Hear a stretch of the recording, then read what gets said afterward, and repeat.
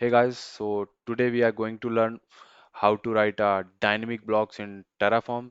So basically when we have these nested blocks inside this, so we can't use directly for each block. So then we will be utilizing this dynamic block configuration that functions. So let's start without wasting our much time. Okay, so I will just copy this and already I pasted in here.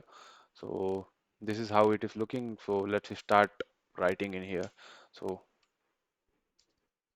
we will write for each equal to where dot we need to define a variable in here. So let's take the variable name as nsg.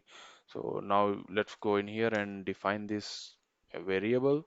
So this variable should be nsg and we can give a type could be map of any. Yeah, and if you want you can give the description as well, or if, let's see what else is there. Default description sensitive, you can choose what else to give. So but I'm not going to give in here.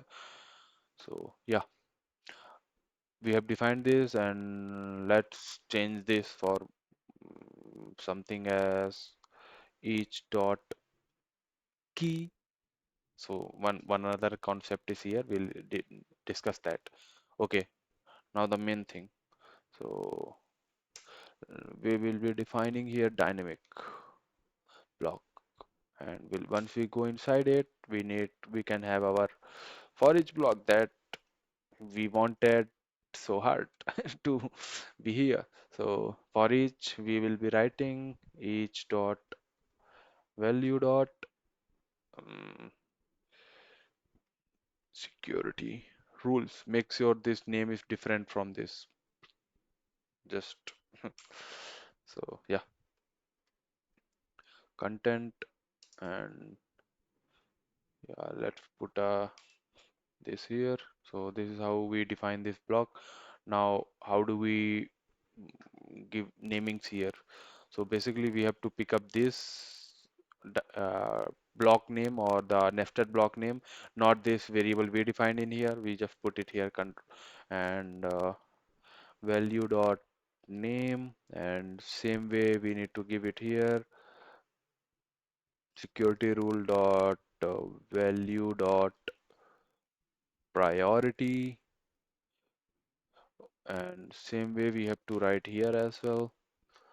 So that is how we are going to write it. So I don't want to waste much time, so let me copy it from here.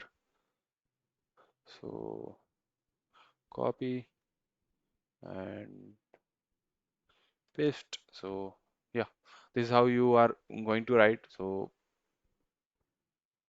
this is how you can write it here. So see, I have defined this source port ranges. So these two must not be given value or defined at a time, because if you are passing one value, then second it can't be passed actually as per the Terraform. You can check it here for more information. That if this is required if source port range is not specified. So one of them can only be there at a time. But yeah, for since we are making this for a dynamic block, so we can write this at a time. And how are we going to make use of that? Uh, we will discuss that in a bit. Mm, okay, remove this one. We don't need that. Yeah, this is how it will work. It will be working for each. Yeah. Now let's go to terraform.tfr. So okay, so this is the variable we have defined. So we can give this variable then equal to this. This is the name of our mm NSG. So since we mentioned here is.key, so this is here key value pair key, and these are is the value. So each when you go for each dot key, so key would be this. So it will take the name from here. Now coming to the next part, we have defined the security rules. Yeah, here security rule. So how did it going to pick up this value? Security rule dot value dot name. So it will go to each of one of them, and security rule dot value. This is value. This is value. This is key. So security rule dot value dot name, so it will pick up this value. Then description dot value dot description, so it is going to pick up this.